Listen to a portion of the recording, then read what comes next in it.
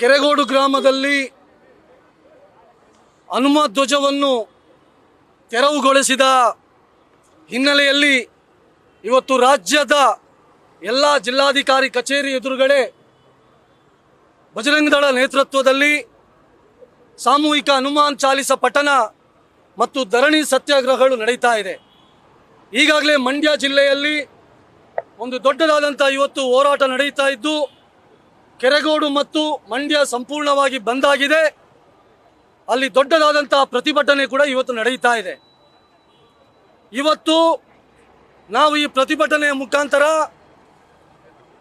ರಾಜ್ಯ ಸರ್ಕಾರಕ್ಕೆ, ಸಿದ್ದರಾಮಯ್ಯನವರ ನೇತೃತ್ವದ ಕಾಂಗ್ರೆಸ್ ಸರ್ಕಾರಕ್ಕೆ ನಾವು ಆಗ್ರಹವನ್ನು ಮಾಡ್ತಾ ಇದ್ದೀವಿ.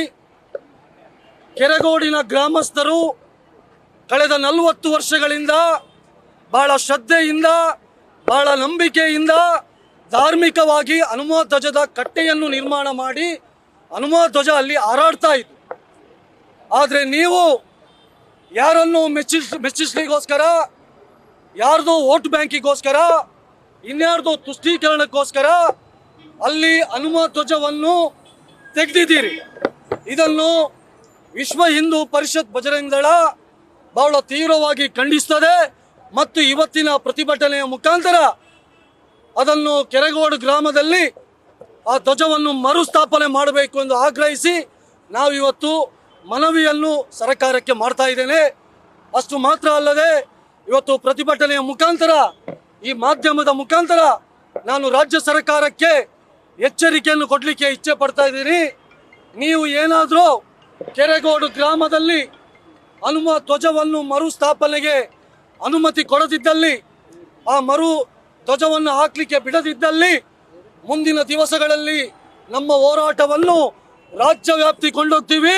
ಅಷ್ಟು ಮಾತ್ರ ಅಲ್ಲ, ಮುಂದಿನ ದಿವಸಗಳಲ್ಲಿ ಕೆರೆಗೋಡು ಚಲೋ ಎಂಬಂತಹ ಒಂದು ಕಾರ್ಯಕ್ರಮವನ್ನು ಹಮ್ಮಿಕೊಳ್ತೀವಿ. ಕರ್ನಾಟಕದಿಂದ ಎಲ್ಲ ಜಿಲ್ಲೆ, ಎಲ್ಲ ಗ್ರಾಮಗಳಿಂದ ಲಕ್ಷಾಂತರ ಬಜರಂಗ ದಳದ ಕಾರ್ಯಕರ್ತರು ಕೆರೆಗೋಡು ಬರಲಿಕ್ಕಿದ್ದಾರೆ. ಅಲ್ಲಿ ಬಂದು ನಾವೇ ಹೋಗಿ ಆ ಹನುಮ ಧ್ವಜವನ್ನು ಹಾರಾಡಿಸ್ಲಿಕ್ಕಿದ್ದೀವಿ ಎಂಬಂತ ಎಚ್ಚರಿಕೆಯನ್ನು ಕೂಡ ಈ ಸಂದರ್ಭದಲ್ಲಿ ಕೊಡ್ತಾ ಇದ್ದೀವಿ. ಒಂದು ವೇಳೆ ಮುಂದಿನ ದಿವಸಗಳಲ್ಲಿ ಆಗುತ್ತಿರುವಂತಹ ಎಲ್ಲ ಅನಾಹುತಗಳಿಗೆ ರಾಜ್ಯ ಸರ್ಕಾರವೇ ಕಾರಣವಾಗುತ್ತೆ ಎಂಬಂತ ಎಚ್ಚರಿಕೆಯನ್ನು ಕೊಡುತ್ತಾ, ತಕ್ಷಣ ನಮಗೆ ಕೆರೆಗೋಡು ಗ್ರಾಮದಲ್ಲಿ ಹನುಮ ಧ್ವಜ ಹಾಕ್ಲಿಕ್ಕೆ ಅವಕಾಶ, ಅನುಮತಿಯನ್ನು ಕೊಡಬೇಕು ಅಂತೇಳಿ ಈ ಸಂದರ್ಭದಲ್ಲಿ ಸರ್ಕಾರಕ್ಕೆ ನಾನು ಆಗ್ರಹವನ್ನು ಮಾಡ್ತಾ ಇದ್ದೀನಿ.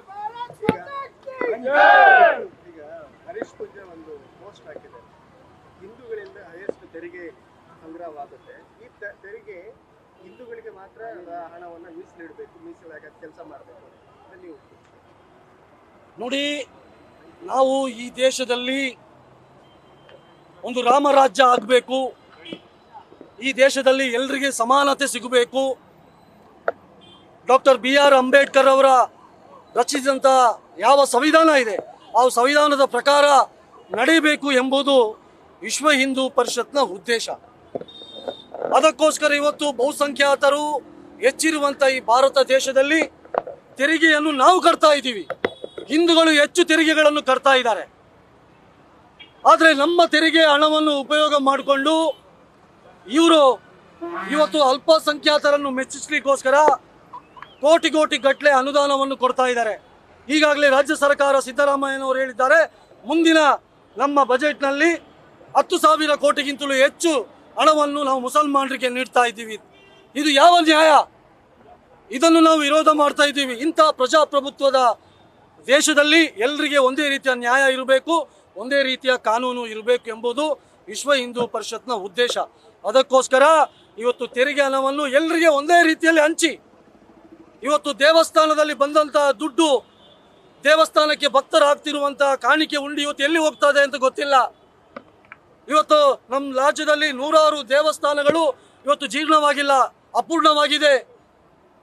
ಹಾಗಾಗಿ ಆ ದೇವಸ್ಥಾನಕ್ಕೆ ದುಡ್ಡಿಲ್ಲ, ದೇವಸ್ಥಾನದಲ್ಲಿ ಪೂಜೆ ಮಾಡುವಂಥ ಅರ್ಚಕರಿಗೆ ದುಡ್ಡಿಲ್ಲ. ಇದರ ಬದಲು ಸರ್ಕಾರ ಇನ್ನೊಬ್ಬರನ್ನು ಮೆಚ್ಚಿಸ್ಲಿಕ್ಕೋಸ್ಕರ ಆ ದುಡ್ಡನ್ನು ಉಪಯೋಗ ಮಾಡ್ತಿದೆ ಎಂಬಂಥ ಸಂಶಯ ಇವತ್ತು ವ್ಯಕ್ತವಾಗ್ತಾ ಇದೆ. ಅದಕ್ಕೋಸ್ಕರ ನಮ್ಮ ದುಡ್ಡು, ನಾವು ಕಟ್ಟುತ್ತಿರುವಂಥ ದುಡ್ಡು ಎಲ್ಲರಿಗೆ ಒಂದೇ ರೀತಿಯಲ್ಲಿ ನ್ಯಾಯ ಸಿಗಲಿ ಎಂಬುದು ವಿಶ್ವ ಹಿಂದೂ ಪರಿಷತ್ನ ಉದ್ದೇಶ.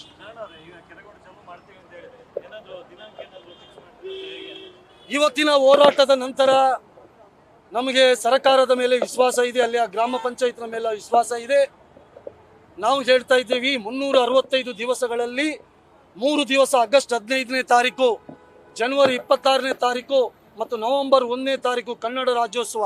ಆ 3 ದಿವಸ ರಾಷ್ಟ್ರಧ್ವಜ ಮತ್ತು ನಮ್ಮ ಕನ್ನಡ ಧ್ವಜವನ್ನು ನಾವು ಹಾರಾಡಿಸ್ತೀವಿ. ಅಲ್ಲಿ ಉಳಿದ 363 ದಿವಸ ಅಲ್ಲಿ ಹನುಮ ಧ್ವಜವನ್ನು ಹಾರಾಡಲಿಕ್ಕೆ ಅವಕಾಶ ಕೊಡಬೇಕು ಅಂತೇಳಿ ನಮ್ಮ ಆಗ್ರಹ, ನಮ್ಮ ವಿನಂತಿ. ಆ ವಿನಂತಿಗೆ ಅಲ್ಲಿಯ ಜಿಲ್ಲಾ ಪಂಚಾಯತ್ತು, ಅಲ್ಲಿಯ ಶಾಸಕರು ಒಪ್ತಾರೆ ಎಂಬಂಥ ವಿಶ್ವಾಸ ನಮಗೆ ಇದೆ. ಒಂದು ವೇಳೆ ಇದಕ್ಕೆ ಅವಕಾಶವನ್ನು ಕೊಡದಿದ್ದರೆ ಮುಂದಿನ ದಿವಸಗಳಲ್ಲಿ ನಾವು ಮಂಡ್ಯಕ್ಕೆ ಹೋಗ್ತೀವಿ. ರಾಜ್ಯದ ಎಲ್ಲ ಬಜರಂಗ ದಳದ ಕಾರ್ಯಕರ್ತರು ಮಂಡ್ಯ ಜಿಲ್ಲೆಯ ಕೆರಗೋಡು ಗ್ರಾಮದಲ್ಲಿ ಇರ್ತಾರೆ. ಕೆರಗೋಡು ಚಲೋ ಎಂಬಂಥ ಕಾರ್ಯಕ್ರಮವನ್ನು ಮುಂದಿನ ದಿವಸಗಳಲ್ಲಿ ಯೋಚನೆ ಮಾಡ್ತೀವಿ. ದಿನವನ್ನು ಮುಂದೆ ನಾನು ಬೇರೆ ಪತ್ರಿಕೆಯಲ್ಲಿ ನಾವು ಹೇಳ್ತೀವಿ. ನ್ಯೂಸ್ ಫಸ್ಟ್ ನಿರ್ಭೀತಿಯಿಂದ ನಿಮ್ಮ ಪರವಾಗಿ.